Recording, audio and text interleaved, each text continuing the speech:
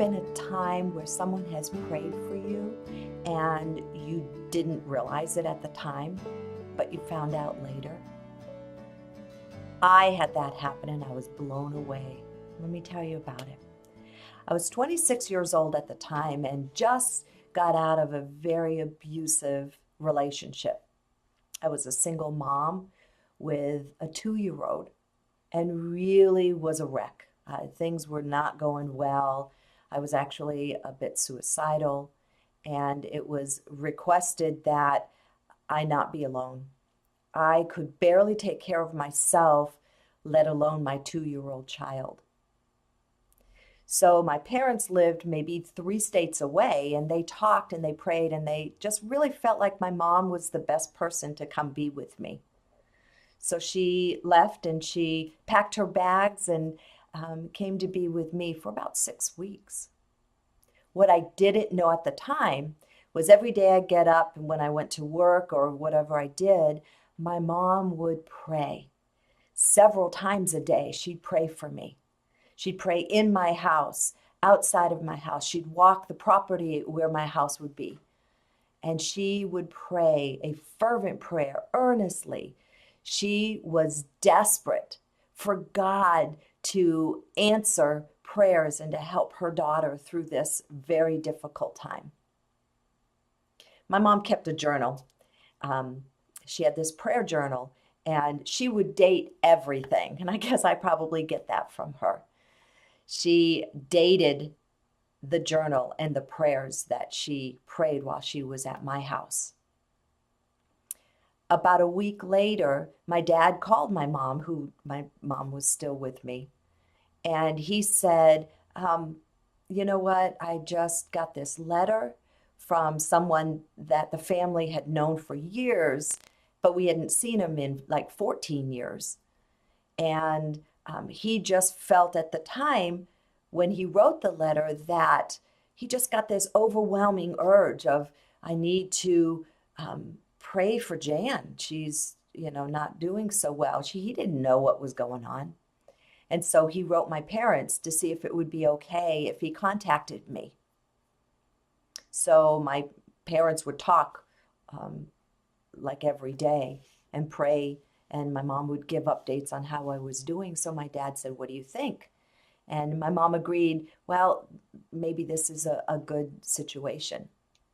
So we started writing letters, and he just was sharing things that he was going through at the time, very severe situations, and how God had intervened and how God had saved his life many times through these scenarios.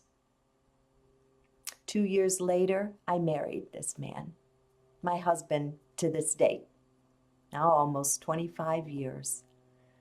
God answered prayers.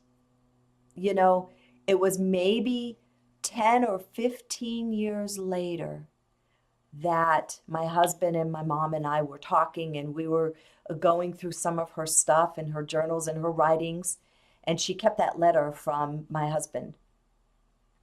And here's the kicker. The date of the letter that my husband wrote that day is the exact same date that my mom wrote in her prayer journal. See, I get so emotional because this is how prayer works, people. This is how God loves us and answers prayers. That date, those 2 dates are exactly the same. When my mom earnestly, deliberately, and expecting God to answer, she was desperate for her daughter at that time. And I had no clue what she was doing. I had no clue what God was doing. I was a wreck. I was a mess. I was about ready to die.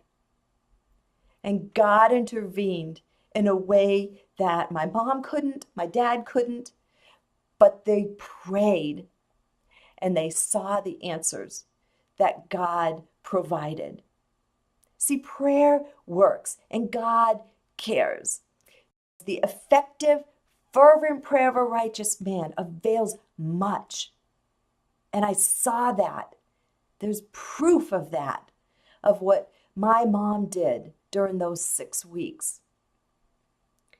So if you have somebody on your heart and you can't get them off your mind, earnestly pray for that person. You don't know how God is going to intervene, but He will. He will indeed. And it may be years, or it may be months, or it may be that same day, that same moment. God loves you so much, and He wants to intervene on our behalf. That's how much He cares. Be encouraged.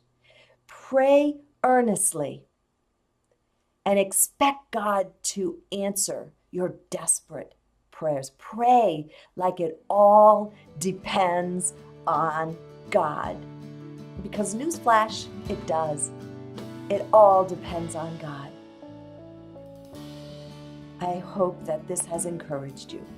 Thank you for joining me for my prayer moments with Jan.